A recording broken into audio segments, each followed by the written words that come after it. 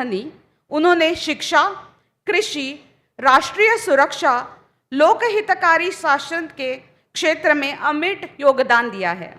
अब मैं विनम्रतापूर्वक माननीय रक्षा मंत्री श्री राजनाथ सिंह जी से अनुरोध करती हूं कि कृपया वे अपना दीक्षांत संबोधन प्रदान करें।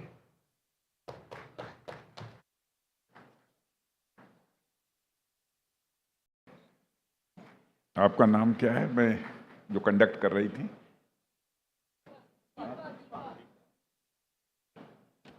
मित्रों, आप लोगों ने देखा होगा कि दीपा जी ने मुझे शब्दों के अलंकारों से अलंकृत करके विभूषित कराने की कोशिश की है,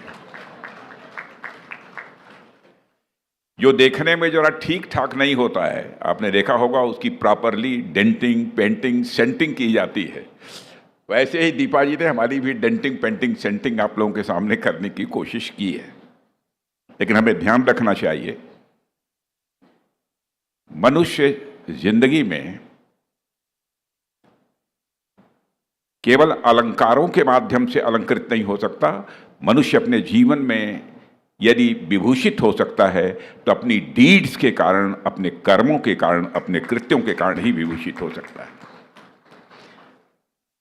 हमारे महाराष्ट्र के बहुत ही डायनेमिक और डूअर, और इसे मैं कह सकता हूं कि इस यंग एज में, आज से नहीं, मैं पिछले 15-20 वर्षों से जानता हूं, बहुत ही imaginative chief minister Shri Devendra ji Fadnavis, minister of higher and technical education Shri Chandrakant ji Patil, जिन्हें दादा कहकर हम लोग पुकारते हैं, minister of skill development Shri Mangal Prabhat ji Lodha, Shrimati Madhuri Misal, MS for urban development Maharashtra, doctor respected doctor S B. Majumdar ji, chancellor SSPU, doctor very dynamic vice chancellor doctor Swati Majumdar, pro chancellor SSPU, Shrimati Sanjeevani Majumdar, director बाबा साहब Ambedkar memorial and museum, doctor Vidya Yerawdekar, कहाँ है विद्या जी?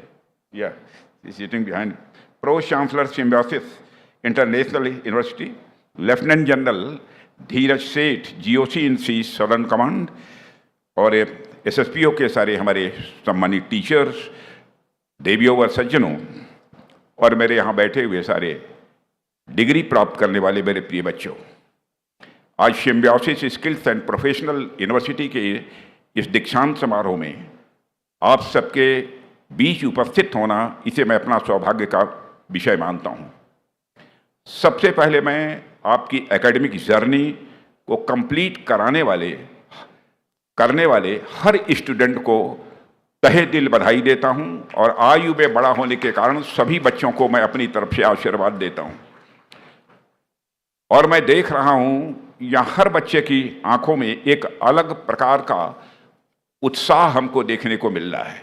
मैं समझ सकता हूँ कि आपके अंदर का जो यह उत्साह है, वह सिर्फ आपकी डिग्री पूरी होने का ही यह उत्साह नहीं है, बल्कि आपके सपनों के साकार होने का को भी यह सिंबलाइज करता है। मैं symbiosis schools and professional university से जुड़े हुए सभी स्टेक होल्डर्स को, यूनिवर्सिटी एडमिनिस्ट्रेशन को तथा सभी प्रोफेसर्स को भी अपनी हार्दिक बधाई देता हूँ। महज 8 वर्षों में ही आपका यह इंस्टीट्यूट स्किल डेवलपमेंट के क्षेत्र में क्वालिटी और एक्सलेंस का एक उदाहरण बनकर खड़ा हुआ है। इसके लिए मैं आप सबको बधाई देता हूं। साथियों, स्किल डेवलपमेंट की कैटेगरी में नेशनल इंस्टीट्यूशनल रैंकिंग फ्रेमवर्क की रैंकिंग में भी आप नंबर 1 पर रहे हैं। इतने कम समय में रैंकिंग में नंबर 1 का स्थान प्राप्त करना यह कोई छोटी बात नहीं है। इसके अलावा न सिर्फ भारत में बल्कि दुनिया के अलग अलग हिस्सों में भी आपने अपना नाम कमाया है, आपने अपनी शोहरत कमाई है। इसके लिए आप सब ने जो मेहनत की है उसकी मैं हृदय से सराहना करता हूं, और भविष्य के लिए भी आप सबको मैं अपनी हार्दिक शुभकामनाएं देता हूं। साथियों, आप सभी की अब तक की जो यात्रा रही है, उस यात्रा में आप भले ही अकेले चले हों, लेकिन उसमें आपके माता पिता, आपके गुरुजन, आपके दोस्त और यहाँ तक कि इस विश्वविद्यालय के प्रोफेसर्स के साथ साथ हर कर्मचारी का भी एक मेजर कंट्रीब्यूशन है। इसे हमें कभी नहीं भूलना चाहिए। कभी कभी हम यह भूल जाते हैं कि शिक्षा केवल एक प्रोफेशनल अचीवमेंट नहीं होती है, यह समाज के सहयोग, संस्कार और समर्थन का परिणाम होती है। इसलिए आज का यह दिन सिर्फ आपका नहीं है, यह उन सभी का है जिन्होंने आपकी यात्रा को संभव बनाया है। मैं आपसे जुड़े प्रत्येक व्यक्ति और प्रत्येक संस्थान को भी अपनी तरफ से हार्दिक बधाई देता हूं। आज आप सभी के कारण मुझे एक बार फिर पुणे आने का अवसर प्राप्त हुआ है और पुणे की यह धरती अपने आप में इतिहास की एक जीवंत पाठशाला है और मैं मानता हूं इस हिंदुस्तान में सचमुच कल्चरल कैपिटल यदि किसी को कहा जा सकता है तो महाराष्ट्र को ही कहा जा सकता है। छत्रपति महाराज शिवाजी के हिंदवी स्वराज से लेकर बाल गंगाधर तिलक के पूर्ण स्वराज तक का सफर इस जमीन ने देखा है। पुणे केवल मराठा शक्ति का ही केंद्र नहीं रहा है, बल्कि यह भारत की कल्चरल कॉन्शसनेस यानी सांस्कृतिक चेतना, एजुकेशन और साथ ही साथ नेशनलिज्म यानी राष्ट्रवाद का भी एक प्रमुख केंद्र लंबे समय से रहा है। और इस धरती पर मुझे आप सबकी वजह से आने का सौभाग्य मिला है। इसके लिए भी मैं इस संस्था के प्रति आभार व्यक्त करता हूं। साथियों, आज जब मैं इस कन्वोकेशन सेरेमनी में आप सबके बीच उपस्थित हूं तो मैं कुछ बातें मन की आपसे करना चाहता हूं। आप यहां डिग्री हासिल करने के बाद बाहर निकलेंगे, एक बात का आप जरूर ध्यान रखिएगा, जिंदगी में जिसे मैंने निभाया है, जिसका बराबर ध्यान रखा है, वही बात आपके सामने रखना चाहता हूं। आप कभी भी छोटा मन करके अपना काम मत करना। जिंदगी में जो भी करना हो बड़े मन से करना।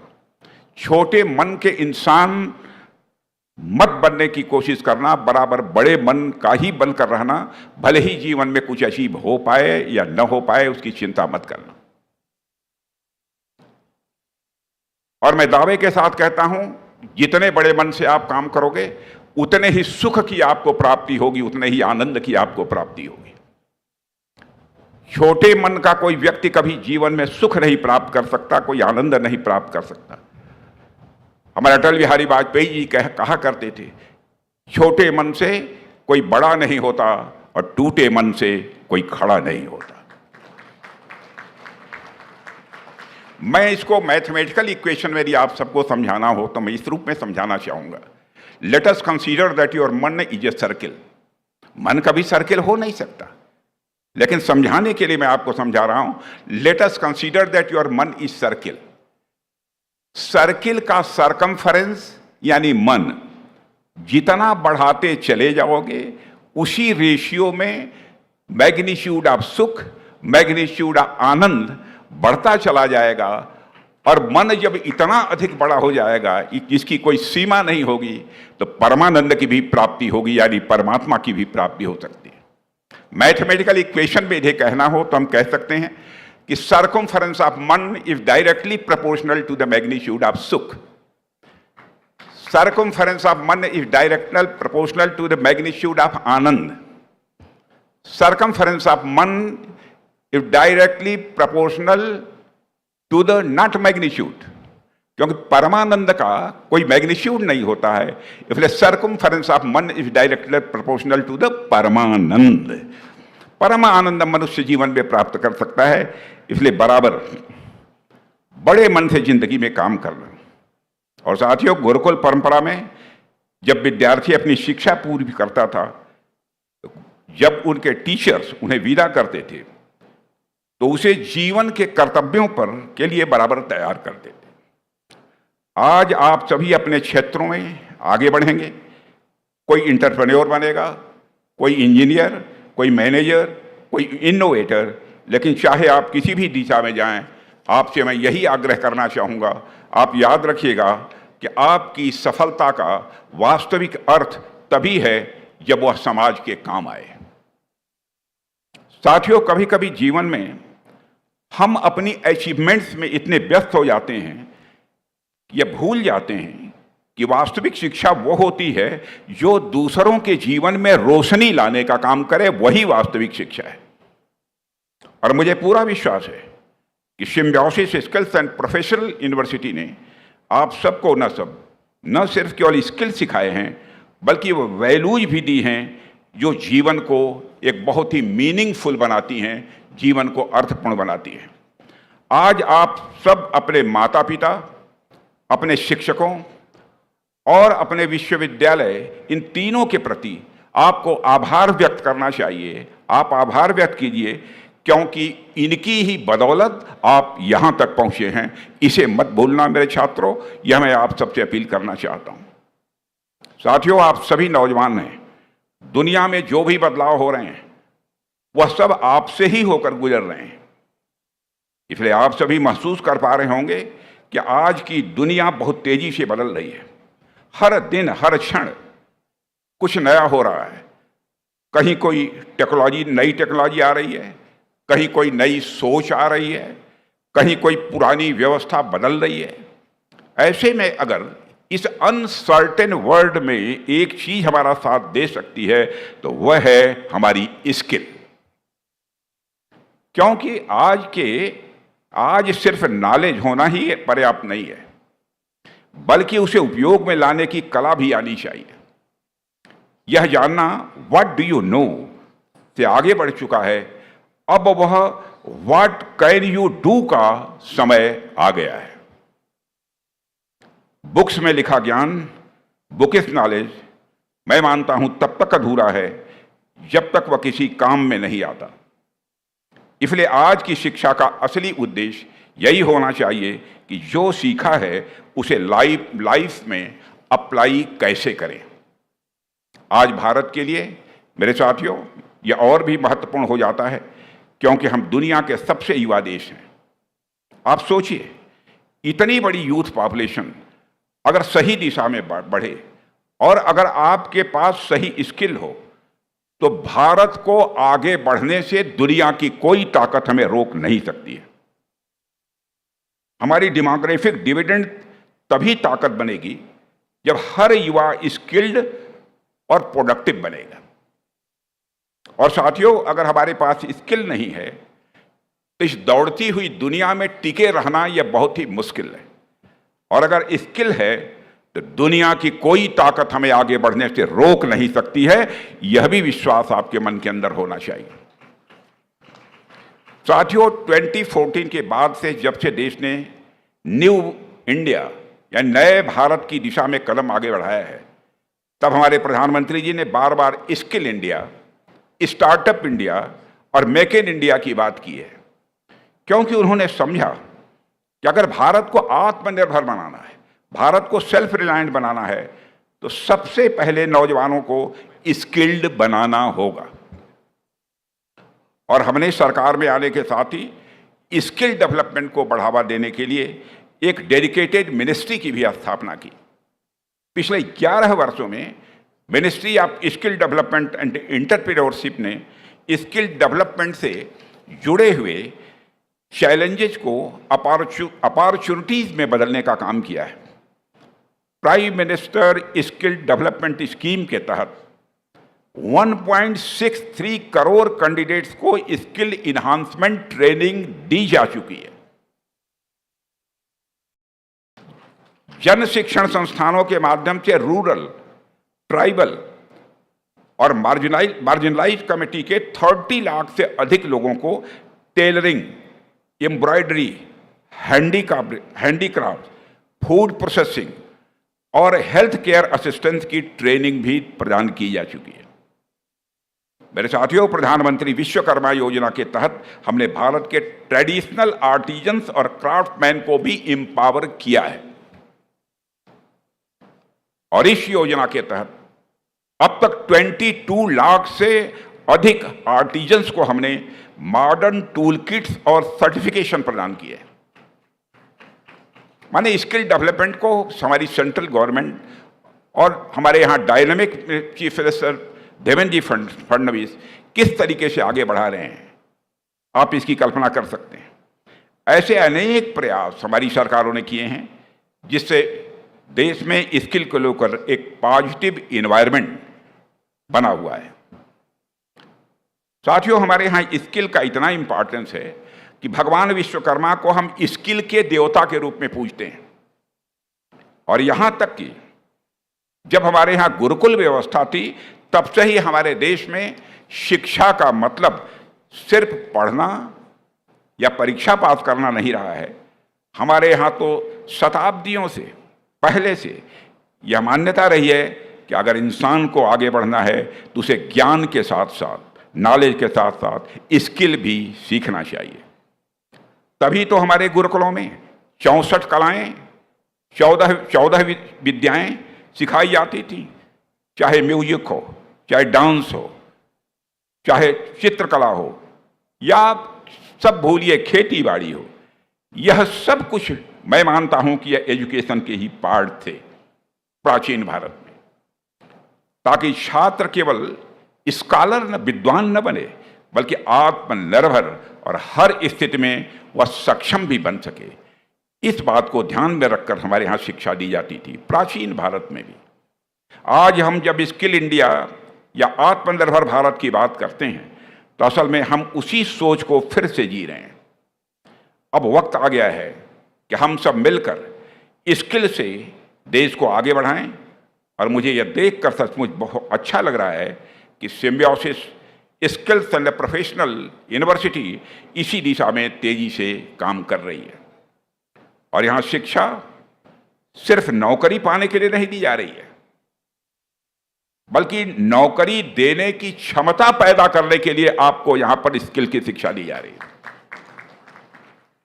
और मुझे देखकर संतोष भी होता है, गर्व की अनुभूति होती है कि आप सब उस एक नई सोच को रिप्रेजेंट करते हैं। आप नई सोच के प्रतिनिधि हैं जो यह मानती है कि skill is not just a tool to earn, it is a power to build the nation. और साथियों, मैं तो हमेशा मानता हूं कि जो व्यक्ति स्किल्ड होता है वह कभी डिस्ट्रॉयर नहीं हो सकता है, वह हमेशा क्रिएटर होता है और कुछ न कुछ वह बराबर नया करने की वह कोशिश करता है। और एक स्किल्ड व्यक्ति चाहे किसी भी क्षेत्र में हो, आर्ट हो, साइंस हो, इंडस्ट्री हो, एग्रीकल्चर हो या टेक्नोलॉजी, वह हर जगह कुछ बनाने, सुधारने और आगे बढ़ने की भूमिका वह बराबर निभाता है। आप ही सोचिए, जब भी समाज में कोई बड़ा बदलाव आया है तो उसके पीछे किसी न किसी स्किल्ड माइंड का ही एक मेजर कंट्रीब्यूशन रहा है। और साथियों, क्रिएशन ही मनुष्य की यह असली पहचान है। जो निर्माण करता है वही समाज को दिशा देता है। आप अपने आसपास में बहुत कुछ देखते हैं, चाहे वह रोड्स होंगी, ब्रिजेज होंगे, इंडस्ट्रीज होंगी, ये सब की सब किसी न किसी क्रिएशन का ही परिणाम है। और यह क्रिएशन तभी संभव होता है जब हमारे पास स्किल होती है। और मानवता की अब तक की यात्रा भी स्किल की यात्रा रही है। इस सच्चाई को भी हमको समझना चाहिए। और साथियों, आप होमो सैपियंस की कहानी देखिए। सबसे पहले इंसान ने पत्थरों से औजार बनाया होगा, तो मुझे लगता है वह मानव का पहला स्किल डेवलपमेंट प्रोग्राम रहा होगा, जबकि पत्थरों से औजार बनाया होगा। किसी ने व्हील बनाया, किसी ने आग को जलाना सिखाया, किसी ने खेती की कला सीखी। यही सब तो क्रिएशन के शुरुआती रूप थे। कृषि भी तो आप में एक स्किल है। साथियों, किसी ने खेती बाड़ी की स्किल सीखी, उसने सभ्यता को स्थायित्व दिया। किसी ने घर बनाना सीखा, किसी ने व्यापार की समझ विकसित की, किसी ने संगीत और चित्रकला का भी कौशल पाया। और यही सब तो वह स्किल थी जिन्होंने समाज को एक शेप दिया, समाज को एक आकार दिया। और बाद में बाजार बने, उद्योग शुरू हुए, शहर बसे, और यह सब उन्हीं स्किल्ड हैंड्स और क्रिएटिव माइंड का ही एक कंट्रीब्यूशन था। साथियों, इतिहास इस बात का गवाह है कि हर युग की पहचान उसके स्किल्ड क्रिएटर से ही हुई है। इतिहास इस बात का गवाह है कि हर युग की पहचान उसके स्किल्ड क्रिएटर से ही हुई है। आपको सिर्फ एंशियंट एरा में ही नहीं बल्कि मॉडर्न एरा में भी इसके उदाहरण देखने को मिलेंगे। इंडस्ट्रियल रिवॉल्यूशन कब आया? जब मानव ने मशीन चलाने की स्किल सीखी। आईटी रिवॉल्यूशन कब आया? जब मानव ने कंप्यूटर चलाना सीखा। और आज आर्टिफिशियल इंटेलिजेंस भी तब आया है जब इंसान, आप जैसे जवान कई टेक्नोलॉजीज को सीख रहे हैं। यानी हर युग में मनुष्य तभी आगे बढ़ा है जब उसने अपने स्किल्स को निखारा है, अपडेट किया है और नए समय के अनुसार अपने को खुद बदलने की कोशिश की है, तभी वह आगे बढ़ा है। इसलिए जब मैं आपसे कहता हूं कि आज के इस बदलाव के युग में आपकी भूमिका, मेरे साथियों, बहुत ही महत्वपूर्ण है। यह कोई फॉर्मल बात आपसे नहीं कर रहा हूं, यह वास्तविकता है। आप ही वह पीढ़ी हैं जो नेक्स्ट जनरेशन टेक्नोलॉजिकल रिवॉल्यूशन को आगे बढ़ाएंगे, मैं यह दावे के साथ कह सकता हूं। लेकिन साथियों, जब हम स्किल की बात कर रहे हैं तो उसके साथ साथ मैं यह भी मानता हूं हमारे पास स्किल के साथ साथ सेंसिटिविटी, संवेदनशीलता भी उतनी ही आवश्यक है। कोई भी स्किल तभी सार्थक है, तभी उपयोगी है जबकि वह सोसाइटी के काम आए, समाज के काम आए। अगर आपकी स्किल सिर्फ अपने तक सीमित है तो मैं मानता हूं कि वह स्किल अपने में अधूरी है। आज सिम्बियोसिस जैसे संस्थान से शिक्षा लेकर यहां से आप जा रहे हैं, जहां लर्निंग बाय डूइंग की एक परंपरा है। यह जानकर भी मुझे बहुत खुशी हुई है। इसके लिए मैं इस इंस्टीट्यूट को अपनी तरफ से पुनः बधाई देता हूं। यहां सीखा गया हर विषय, यहां सीखा गया हर प्रयोग, हर अनुभव आपके जीवन का यह हिस्सा बनेगा। यहां का माहौल, यहां यह शिक्षा, यह एक्सपोजर आपको न सिर्फ जॉब दिलाएगा, नौकरी दिलाएगा, बल्कि आपके जीवन भर सीखने की जो हैबिट बनी है उसको भी यह कंटिन्यू रखेगा, जारी रखेगा। साथियों, यहां से निकलकर अब बाहरी दुनिया के लिए आप सब अपना सफर शुरू करने जा रहे हैं। अब आप एक ऐसे दौर में प्रवेश कर रहे हैं जहां चैलेंजेज भी बहुत बड़े हैं और साथ ही साथ पॉसिबिलिटीज, संभावनाएं भी बहुत बड़ी हैं। लेकिन मुझे पूरा भरोसा है कि आप उन चुनौतियों से कभी डरेंगे नहीं, बल्कि उन्हें सीखने की एक अवसर समझेंगे। साथियों, यह डिग्री तो आपके पासपोर्ट की तरह है और आपकी असली यात्रा तो मैं मानता हूं अब शुरू होगी जब आपने डिग्री हासिल की है। अब तक की आपकी शिक्षा की यात्रा इस विश्वविद्यालय के कैंपस तक सीमित रही है, लेकिन अब यह सीमाएं खत्म हो रही हैं। अब पूरी दुनिया, whole world will be your university. साथियों, अब तक की आपकी दुनिया या कैंपस थी, लेकिन अब पूरी दुनिया अब आपका कैंपस होगी और आपको इस कैंपस में जो एक्सपीरियंस मिला होगा वह आपकी आने वाली जिंदगी के लिए भी बड़ा बेनिफिशियल होगा।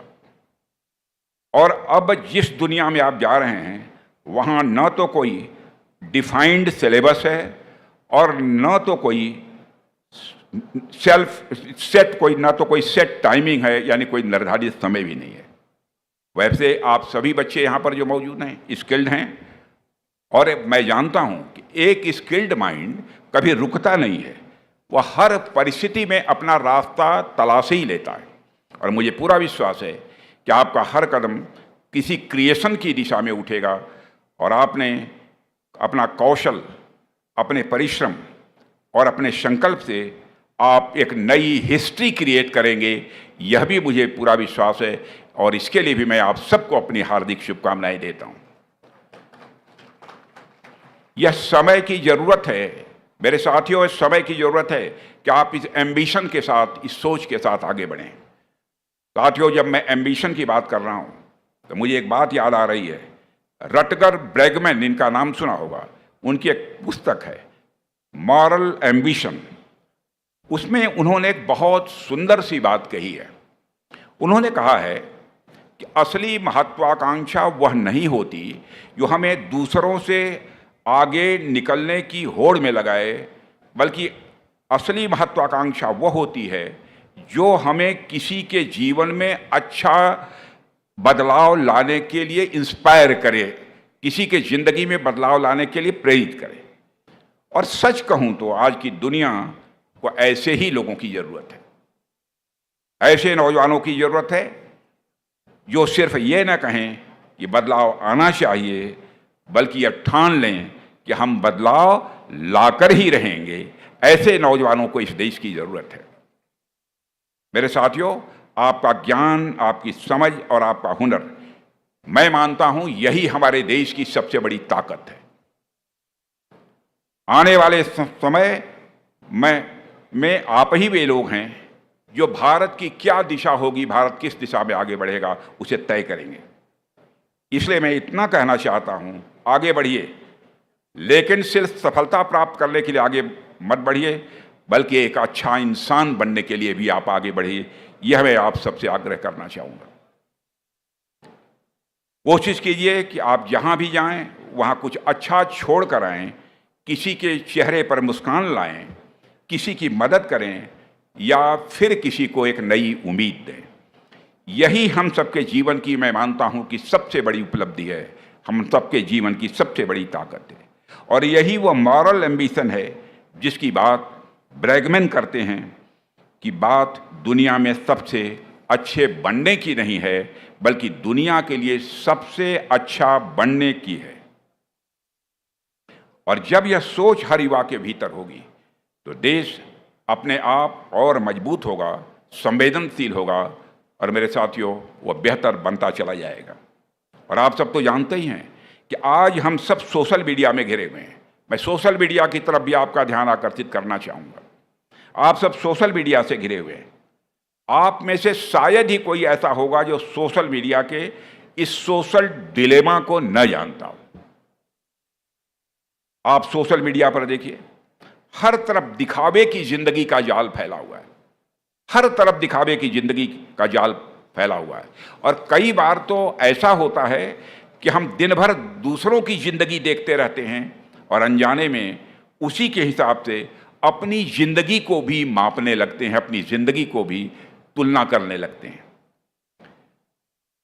साथियों, हमें लगता है कि सक्सेस वही है जो सामने वाले ने हासिल की है, लेकिन असल में ये हर किसी सक्सेस की अपनी अलग परिभाषा होती है।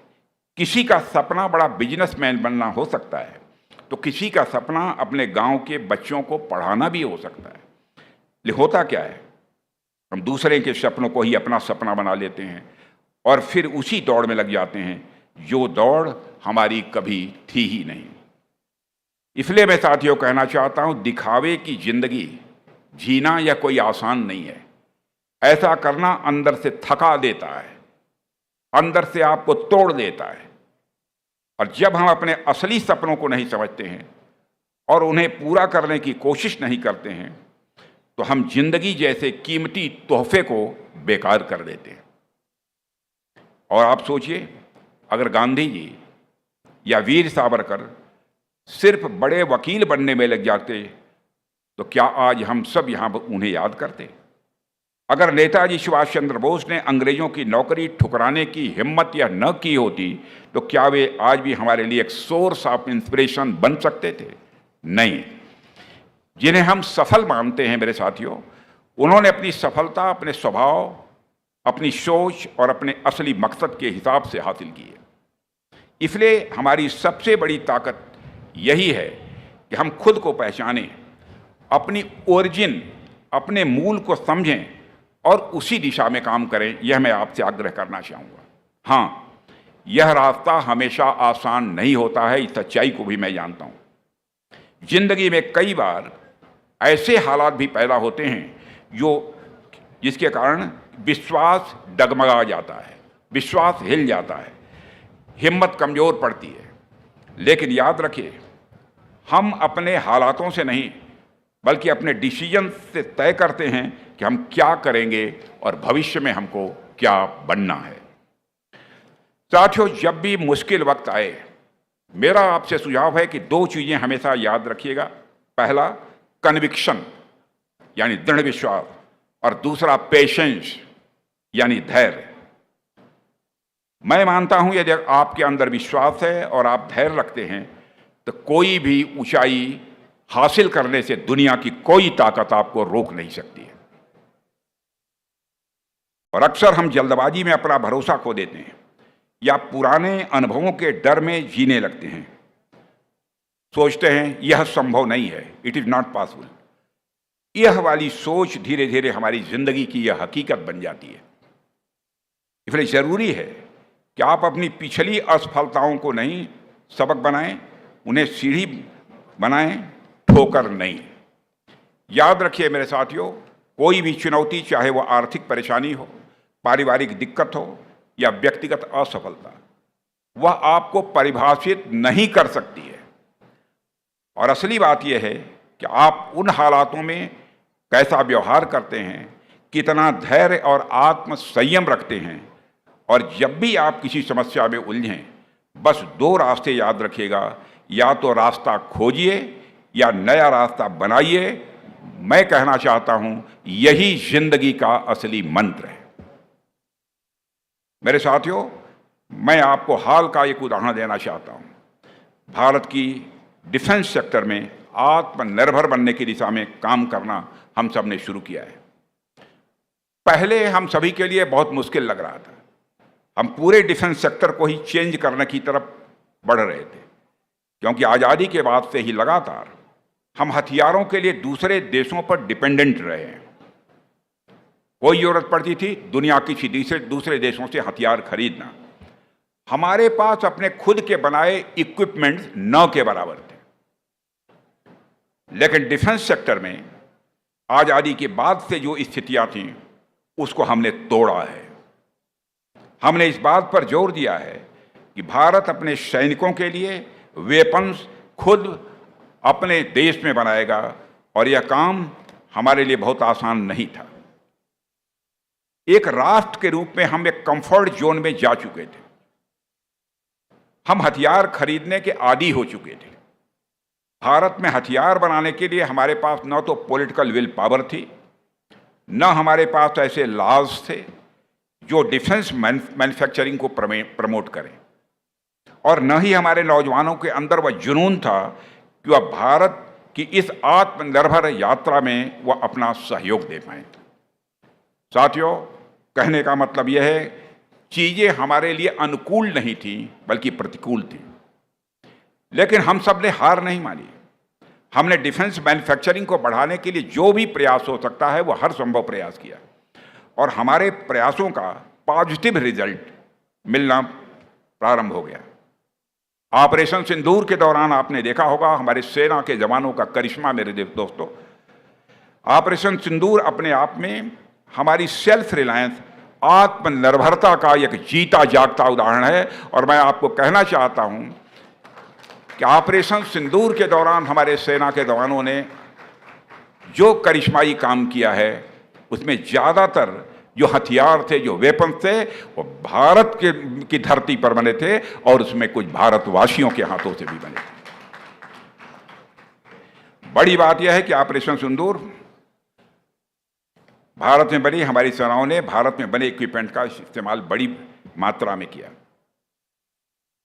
और ऑपरेशन सिंदूर में हमारी सेना ने किस धैर्य और संयम से काम लिया है, मेरे मित्रों, मैं समझता हूं बहुत विस्तार में जाकर इसको बतलाने की जरूरत नहीं है। हमारे प्रधानमंत्री ने जी भी जो दिशा दी वह करिश्माई है। आपने देखा होगा, दुनिया का अकेला देश यह भारत है जिसने वसुधैव कुटुंबकम, the whole world is a family, यह संदेश देने वाला इस दुनिया की धरती पर अकेला देश कोई है तो हमारा और आपका देश यह भारत है।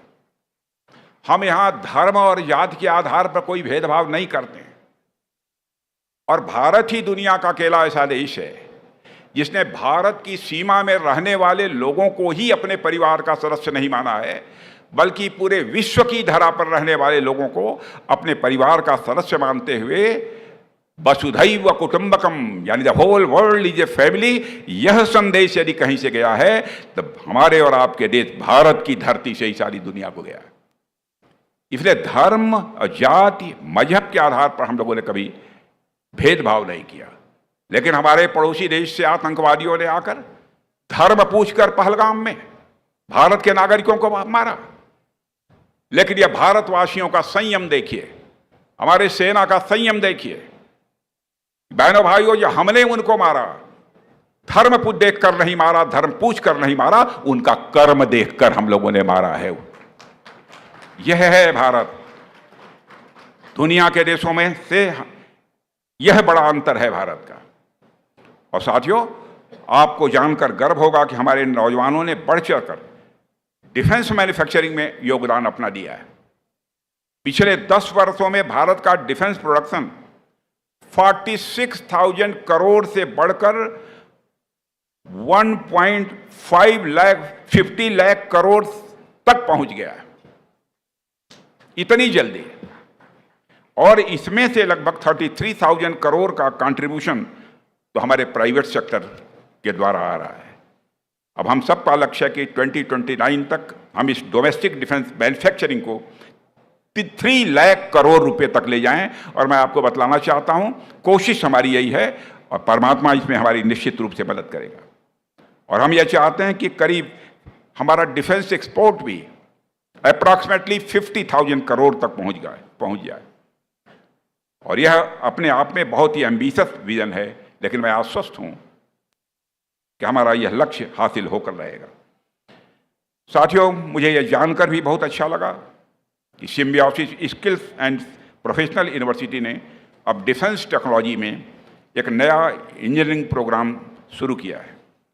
मैं सच कहूं तो यह कदम मुझे बेहद विजनरी, बेहद दूरदर्शी लगता है। आज हमारा देश डिफेंस सेक्टर में आत्मनिर्भर बनने की दिशा में तेजी से आगे बढ़ रहा है। तो ऐसे में इस इंस्टीट्यूट और ऐसे कोर्स, इस प्रकार के इंस्टीट्यूट और ऐसे कोर्स मैं मानता हूं कि हम सबके लिए बहुत ही जरूरी हो जाते हैं। हमें आज ऐसे नौजवानों की जरूरत है साथियों, जो सिर्फ पढ़े लिखे न हों बल्कि इंडिजिनस टेक्नोलॉजी को समझें, उसे बनाएं और फिर आगे बढ़ें। मैं सिम्बायोसिस परिवार को, इसके सभी शिक्षकों को और यहाँ पढ़ने वाले सभी छात्रों को दिल से बधाई देता हूँ, हार्दिक शुभकामनाएं देता हूँ।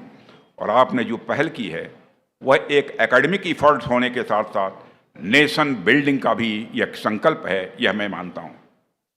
आपका यह प्रोग्राम हमारे देश में न्यू जॉब्स, न्यू स्टार्टअप्स और न्यू टेक्नोलॉजिकल इनोवेशन का मार्ग प्रशस्त करेगा।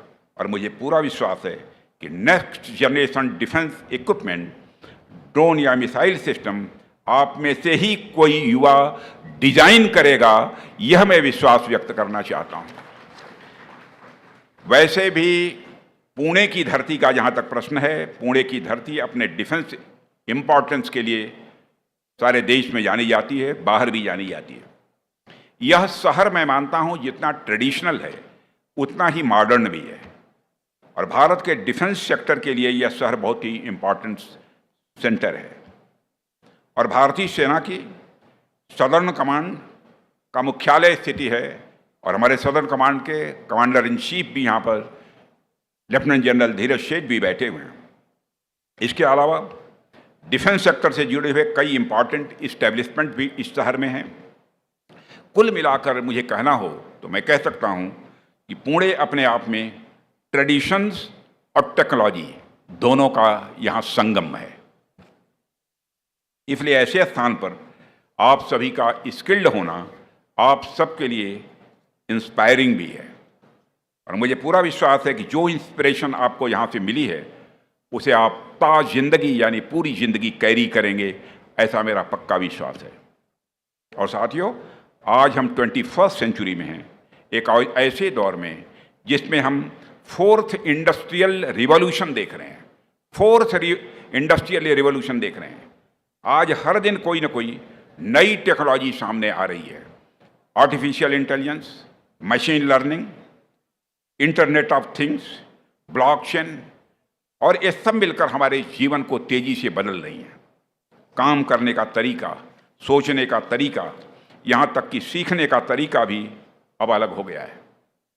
हालांकि आर्टिफिशियल इंटेलिजेंस को लेकर बहुत सारे कन्फ्यूजन्स भी क्रिएट किए जाते हैं कि यह जॉब्स को समाप्त कर देगा, जॉब्स को खा जाएगा, या फिर ह्यूमंस की यूटिलिटी ही इस एआई के कारण समाप्त हो जाएगी। लेकिन मैं इन परिवर्तनों को लेकर बहुत ही ऑप्टिमिस्ट हूँ, बहुत ही आशावादी हूँ।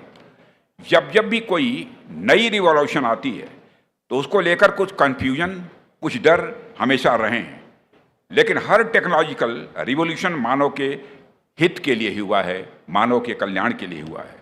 हम उस टेक्नोलॉजी का कैसे उपयोग करते हैं इस पर बहुत कुछ निर्भर करता है। और साथियों, यह महज बातें हैं कि मशीनें या रोबोट इंसानों की जगह ले लेंगे। कहते हैं लोग, इंसान को बदलने की क्षमता किसी मशीन में नहीं है। दोस्तों, मैं ये विश्वास के साथ कह सकता हूँ, क्योंकि मनुष्य में जो संवेदना है, मनुष्य में जो विवेक है और निर्णय लेने की क्षमता है, वह गॉड गिफ्टेड है। उसे दुनिया की कोई ताकत बदल नहीं सकती है। और आर्टिफिशियल इंटेलिजेंस को लेकर मैं इस बात से सहमत हूँ, AI will not replace humans, but those who use AI will replace those who do not। मतलब यह कहना गलत है कि आर्टिफिशियल इंटेलिजेंस इंसानों को रिप्लेस कर देगा। सच्चाई यह है कि जो इंसान आर्टिफिशियल इंटेलिजेंस का सही उपयोग करना सीख जाएगा, वही आने वाले समय में आगे बढ़ेगा, और जो इससे दूरी बनाएगा वह पीछे छूट जाएगा। आर्टिफिशियल इंटेलिजेंस एक टूल मात्र है, इसलिए उसको कॉम्पिटिटिव टूल के रूप में नहीं, बल्कि उसे कोऑपरेटिव टूल के रूप में देखा जाना चाहिए, ऐसा मैं मानता हूँ। साथियों, आज टेक्नोलॉजी ने हमारे जीवन के लगभग हर हिस्से को छू लिया है। अब आर्टिफिशियल इंटेलिजेंस और नई नई टेक्नोलॉजीज को अपनाना यह बहुत अच्छी बात है। इससे काम आसान होता है, प्रोडक्टिविटी बढ़ती है और नई संभावनाएं भी इसके कारण स्वाभाविक रूप से खुलती हैं। लेकिन जैसा कि किसी ने कहा है, embrace technology but don't become it. Embrace technology but don't become it, यानी टेक्नोलॉजी को अपनाइए लेकिन खुद को टेक्नोलॉजी मत बना दीजिए। और यह याद रखना बहुत जरूरी है कि टेक्नोलॉजी एक साधन है, यह साध्य नहीं है, यह मीन्स है, यह एम नहीं है, यह हमारी मदद के लिए है। और हम सबके लिए नहीं, हम उसके लिए नहीं बने हैं। टेक्नोलॉजी हमारे लिए है, हम उसके लिए नहीं है। इसलिए हम सब नई टेक्नोलॉजी को अपनाते हुए अपने संस्कार, अपनी मानवता और अपनी संवेदना को बनाए रखते हुए आगे बढ़ें, यही हमारी शुभकामना है। जैसा कि आप सभी जानते हैं कि हमारा देश अब अमृतकाल में प्रवेश कर चुका है। 2047 तक हमने भारत को एक विकसित राष्ट्र बनाने का लक्ष्य रखा है। इसलिए आज के समय में भारत अपने इतिहास के सबसे निर्णायक दौर से गुजर रहा है। और मैं यहाँ उपस्थित सभी नौजवानों से भी ये कहना चाहता हूँ, जिस प्रकार भारत का अमृतकाल चल रहा है, ठीक उसी प्रकार यहाँ से निकलने के बाद